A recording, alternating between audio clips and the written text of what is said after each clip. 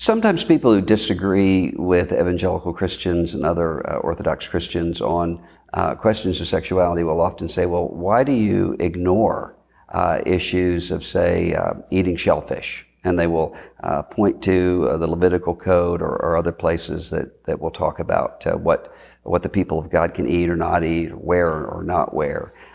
In reality, though, Christians don't ignore those passages of Scripture. Instead, those passages of Scripture come in the context of the rest of Scripture that clearly talks about the reasons for these things.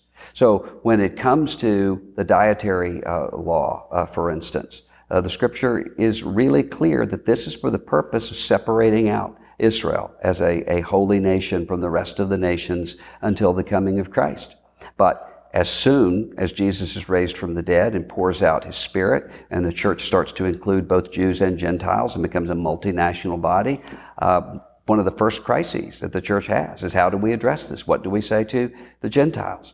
And what does the church do? The church recognizes the specific reason for these ceremonial laws in a way that is quite different from the categories that God has of what is moral and immoral. There's a difference in Scripture between what is common and holy and what is wrong and right, or what is sinful and righteous.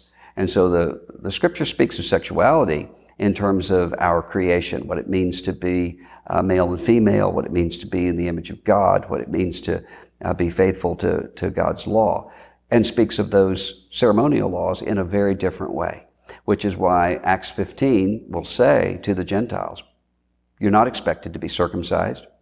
You're not expected to avoid certain foods. You're not expected to celebrate certain days and feasts, but you are expected to carry out a life of sexual morality. And so this isn't inconsistent at all. People who would suggest that somehow Christians just are ignoring or not paying attention to those passages of Scripture just don't understand how Christians have always read the Bible.